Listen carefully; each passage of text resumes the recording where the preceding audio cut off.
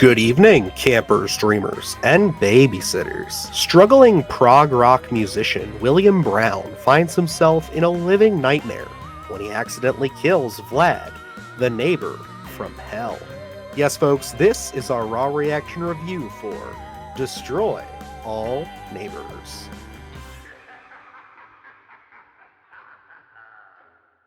Luke, it has been a rather rough 2024 for us so far, with Night Swim just not working for us, the latest from Blumhouse.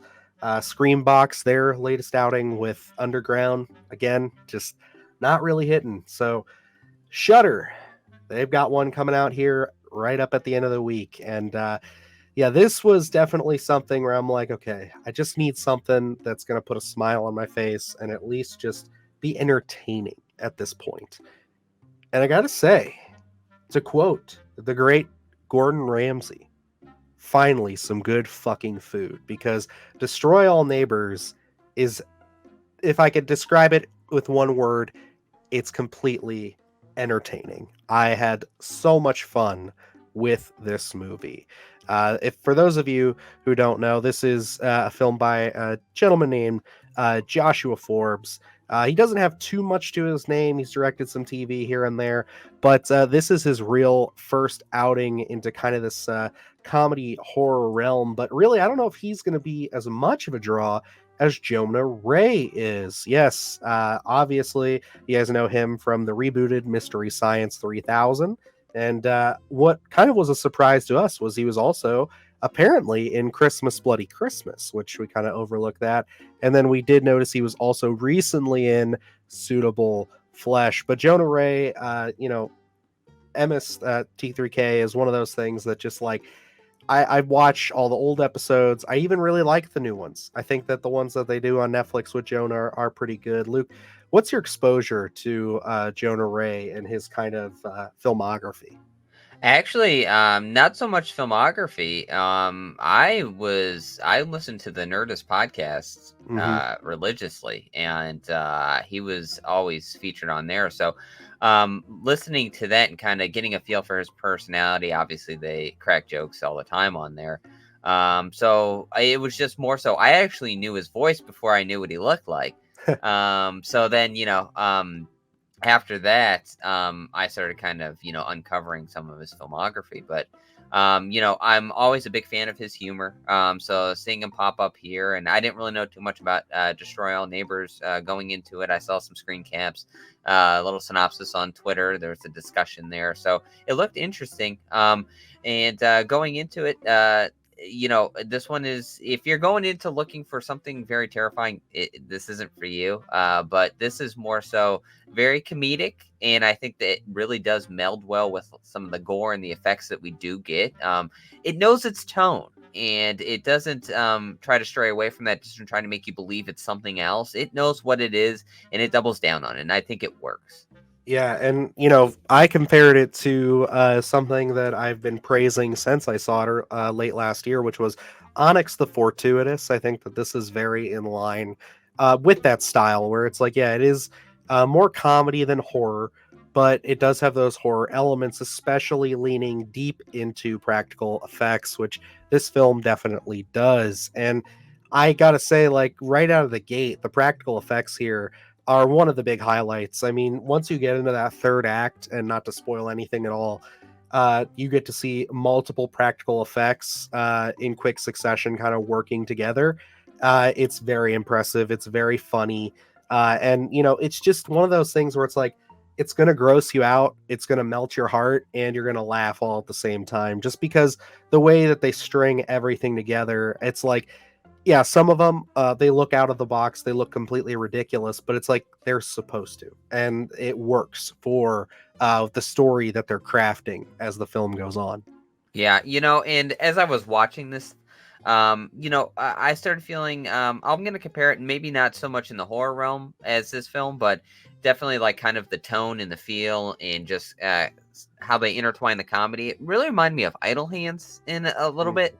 I think maybe with the relationships, and there's a couple of scenes in there that are very reminiscent of Idle Hands. So, like for me, that really popped out, and I had a hunch that maybe you were going to bring up Onyx in this, because as I was watching the special effects, and I know you had really touted that an Onyx when you had initially texted me after the theater, and then with the comedy elements, I thought maybe this was going to kind of be kind of a sister film in a sense.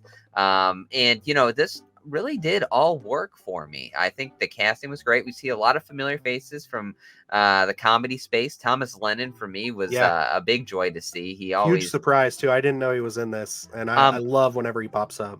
honestly, as we were getting into the credits, the intro credits, which are highly well done, they give you a really kind of feel for what the tone is here. I was, uh, getting excited by just every name drop that they were doing. So like Thomas Lennon is named in there, and I was like, oh my gosh, I was anticipating seeing him pop up on film. And I got to say, every time those comedic actors did pop up, it was always a fun little intertwining of how well you can put comedy in the horror space. Yeah, and it's one of those things. I really found myself just getting engrossed with these characters. I mean, if we're gonna talk about actors, it's like, yeah, I think like all the performances here are very strong. Some of them are smaller than others, and Jonah Ray does a great job leading this cast. But my God, I was completely blown away, and I mean blown away by Alex Winter in this. Like just seeing the range that he's able to portray in this, because it's like I won't spoil it, but I mean, you get to see a lot. You see a lot of different kinds of portrayals from him, and it's just one of those things where it's like the comparison is night and day. And we all know Alex Winter. I mean, horror fans are going to know him from Lost Boys. Fans of pop culture like us, they're going to know him from Bill and Ted. But then he's also been in hundreds of other movies, and mostly side characters and a lot of things. But like, man, his portrayal of Vlad in this is just so damn good. He is so funny and is so like heartwarming and gross all at the same time. Like I love everything about the relationship that they build throughout this film. And I gotta say, Alex Winter must have some pretty strong calf muscles because he took this film and he elevated it to another level with his performance. There are some scenes in here he plays, that neighbor from hell, and you really don't know what to make of him when you first see him.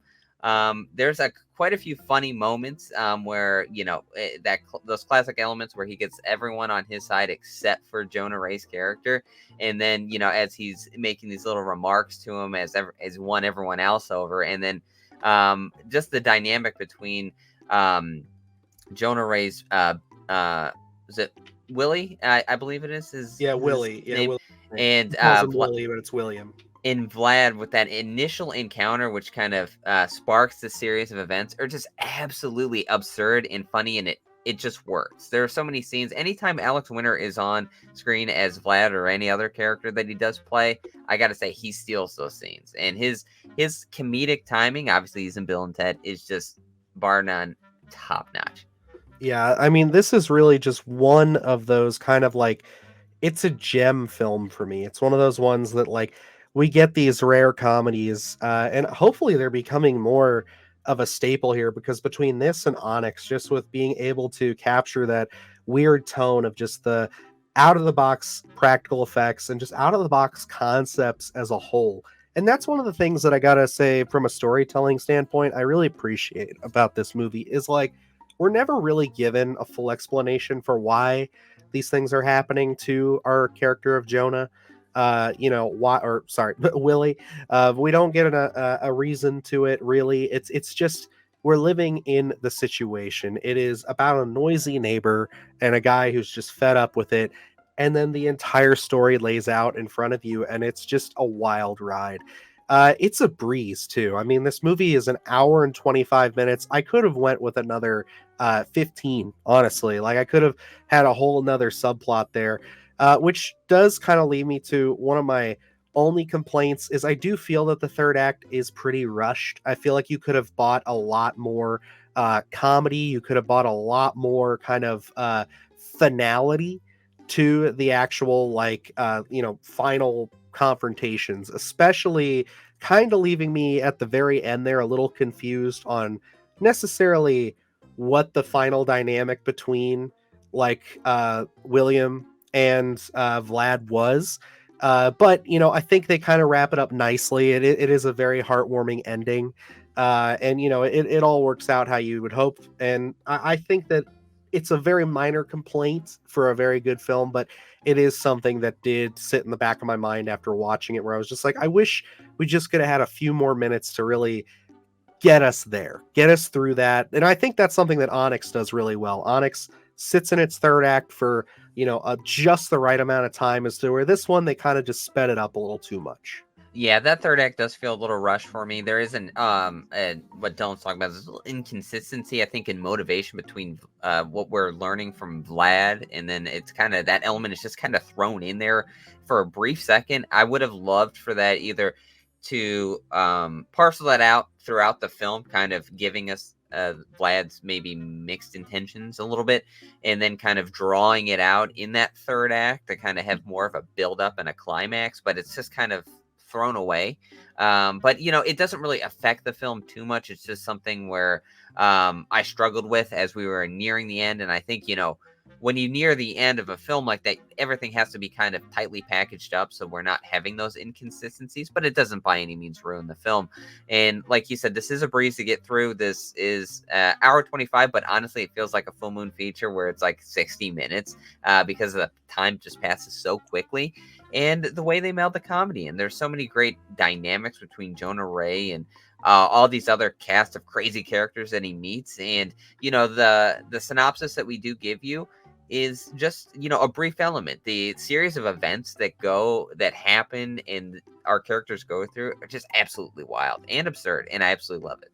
Yeah, it's definitely you said it best earlier by saying you could probably look at this as like a nice little companion piece with Onyx. I really feel like that could be a great double feature, especially if you're sitting down and it's like, we're getting into the deep winter for us in the Northeast here. So it's one of those things where it's like, yeah, if the snow's out and you can't do anything and you got that, the winter blues, seasonal depression, throw these two movies on. They'll warm your heart. And yeah, you can support both Shudder and Screambox. But I got to give Shudder some mad props. They really saved the first week of, reviewing horror movies for us with this. I think this is very solid.